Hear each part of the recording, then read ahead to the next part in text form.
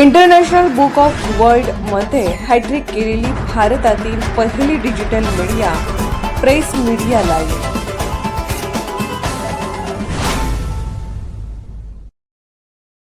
हजारो विद्यार्थ्यांचे भविष्य घडवणारा ऋषी सुखदेव पाटील यांना राष्ट्रीय क्रीडा प्रोत्साहन पुरस्कार 2026 जाहीर.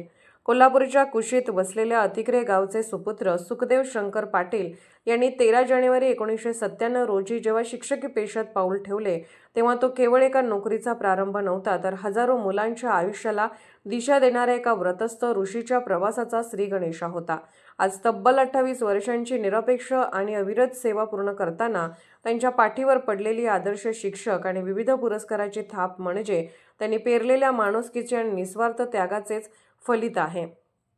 1993 सालापासून स्वतःच्या अंगात शिवकला आणि युद्धकलेचे धडे जपणाऱ्या सुखदेवरावांनी केवळ मैदानावर मावळे घडवले नाहीत, तर वर्गाच्या 4 भिंतीच्या आत मुलांच्या स्वप्नांना पंख दिले. आज त्यांचीच घडवलेली मुले क्रीडा प्रबोधिनीत झेप घेत आहेत, तर कोणी शिष्यवृत्ती, प्रज्ञाशोध आणि नवोदयच्या परीक्षांमध्ये यशाचा झेंडा फडकवत आहेत. मुलांच्या डोळ्यातील भविष्याची उमेद हेच त्यांच्यासाठी जगातील सर्वात मोठे पारितोषिक राहिले आहे. ज्या शाळेत मुले शिकतात ती इमारत सुसज्ज असावी म्हणून पन्हाळ्याच्या बोरगावात त्यांनी ग्रामपंचायतीची 1 एकर जमीन शाळेसाठी मिळवून दिली.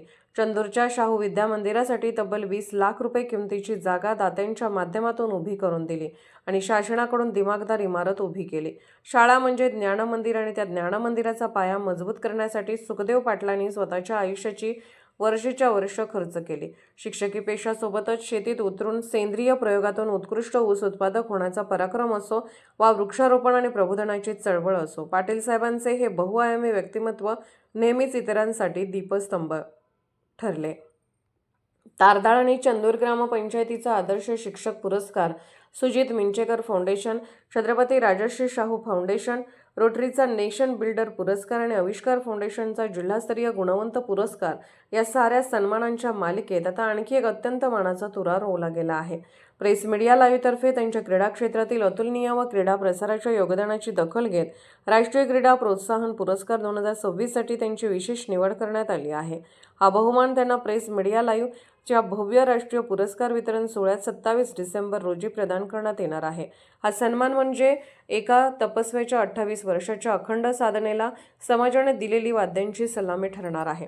30 मार्च 1976 रोजी जन्मलेले आणि 50व्या वर्षाकडे वाटचाल करणारे सुखदेव पाटील आजही त्याच ऊर्जेने, त्याच तळमळीने समाजासाठी धावत आहेत. स्वतः झिजून इतरांचे आयुष्य प्रकाशमान करणाऱ्या या ज्ञानऋषीच्या 28 वर्षाच्या कौतुकास्पद सेवेला आणि भवितव्याला प्रेस मीडिया लाईव्हचा मानाचा मुजरा आणि अखंड शुभेच्छा. प्रेस मीडिया लाईव्हसाठी अतिक्रियेतून भरत शिंदे.